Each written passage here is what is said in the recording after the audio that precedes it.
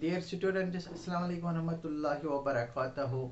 This is Arfat Mujib from FEI Higher Secondary Institute. Today I am with a new chapter, How do organisms reproduce? And this is chapter number 3rd. And in this chapter, including in syllabus term first. And in this chapter today my topic to discuss is reproduction, types of reproduction. आज मेरे topics रहेंगे। It is 10th standard biology. तो आज ज़रा हम जानकारी हासिल करें कि रिप्रोडक्शन क्या होता है। रिप्रोडक्शन रिप्रोडक्शन एक इम्पोर्टेंट कैरेक्टरिस्टिक फ्यूचर है। It is one of the important characteristic future in all living organisms. In all living organisms एक इम्पोर्टेंट कैरेक्टरिस्टिक फीचर है। वो सभी जितने भी लिविंग ऑर्गेनिजम्स में है, जिसके बदौलत से ये रिप्रोड्यूस करते हैं देयर यंग वंस और offsprings of their own kind, अपने नस्ल के, अपने जात के। तो रिप्रोडक्शन सभी लिविंग ऑर्गेनिज्म चाहे यूनिसेल्युलर हो मल्टी सेल्युलर हो, उनमें ये एक कैरेक्टरिस्टिक फीचर रहता है ताकि ये रिप्रोड्यूस करते हैं अपनी यंग वंस को या ऑफस्प्रिंग्स को अपना ऑफ देयर ओन काइंड और रेस। तो क्यों रिप्रोड्यूस करते हैं? ये रिप्रोड्यूस करते हैं, they show the reproduction to have continuity, to make their continuity on the surface of earth, ताकि ये अपना कंटिन्यूटी, अपने रेस का, अपने काइंड का, जो इनका नस्ल है उस पर्टिकुलर स्पीसीज का, वो एक कंटिन्यूटी बरकरार रखे अर्थ के सरफेस पे। अगर इनमें ये चीज़ ना हो, ये रिप्रोडक्शन ना हो, if they don't able to reproduce their young ones with a period of time, with the passage of time, they would be extinct। अब उनका जो जात पात है वो कहीं नहीं पाया जा सकता है। देयरफॉर इस लिहाज से जो रिप्रोडक्शन है, इस लिहाज से ये बहुत ही इम्पोर्टेंट लाइफ प्रोसेस है, इस तरह से बहुत इम्पोर्टेंट है। तो रिप्रोडक्शन जो है, इसके लिए organisms have reproductive organs. With the help of reproductive organs, they could interbreed to each other and produce their young ones, new individuals, or we can say the offsprings, so that they make the continuity of their life in their ecosystems। तो खाली survival करना बड़ी बात नहीं है, अपने race, अपना kind, जो नस्ल है, स्पीशीज है, इसको कंटिन्यू रखना, to make the continuity of a race, of a species is by means of the reproduction। तो reproduction यहाँ हम इस तरह मैंने बताया एक important life process है। When the organism reaches at the maturity stage, at the maturity, now they become parents. Now as the parents, they reproduce their young ones and make their continuity on the surface of earth। तो reproduce what is the purpose of reproduce? इसका क्या purpose रहता है? Reproduction का क्या purpose रहता है? What is the purpose of reproduce? इस तरह to make their continuity, to make their continuity on the earth। हाँ, number one। number two, to increase their number in already population। इनकी जो ऑलरेडी पॉपुलेशन है तो उसमें नंबर को increase करना, to decrease the rate of mortality rate को decrease करना। Mortality means rate of death, हाँ रेट ऑफ डेथ।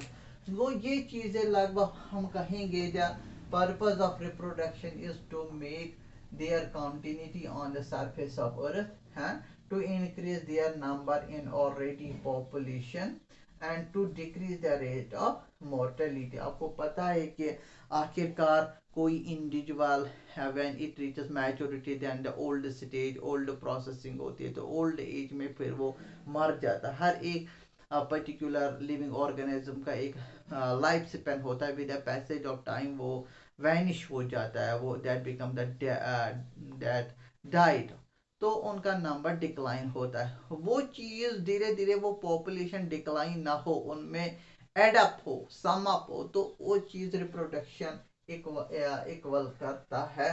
तो इस कदर it decreases the rate of mortality. और भी पर्पस एक है रिप्रोडक्शन का, वो क्या है, to bring about biodiversity,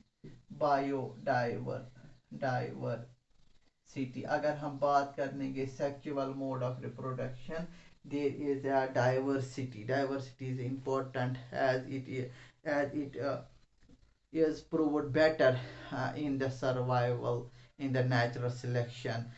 diversity is very important, ताकि ऑर्गेनिज्म को सर्वाइवल करना, क्योंकि कंडीशंस जो होते हैं, climatic conditions, geographical conditions, other conditions, हाँ, वो कांस्टेंट नहीं रहते हैं, उनमें अल्ट्रेशन आती है, ताकि हम उस चीज़ के सामने खड़ा रहे, हम सर्वाइव कर पाए। तो डाइवर्सिटी इज इम्पोर्टेंट। इसका अदर भी reproduction among the living organism भी बहुत इम्पोर्टेंट है। हाँ, इस गारज से जो रिप्रोडक्शन का एक पर्पस होता है कि why reproduction takes place in living organism, what is this purpose.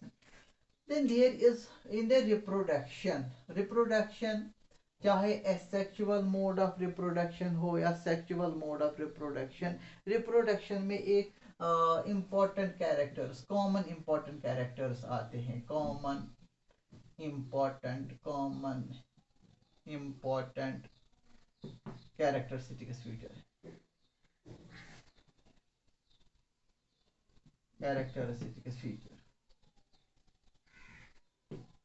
वो कॉमन कैरेक्टरिस्टिक फीचर क्या है?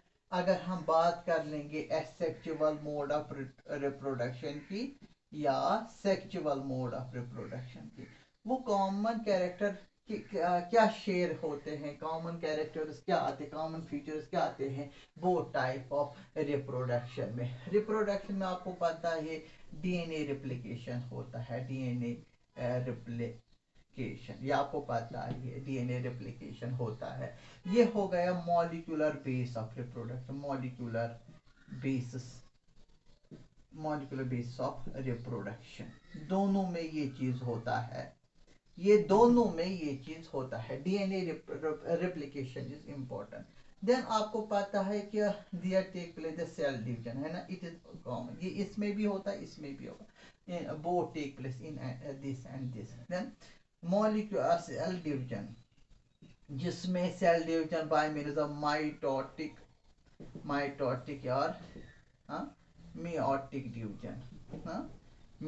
डिवीजन, तो इसको हम कहते हैं साइटोलॉजिकल बेसिस ऑफ रिप्रोडक्शन।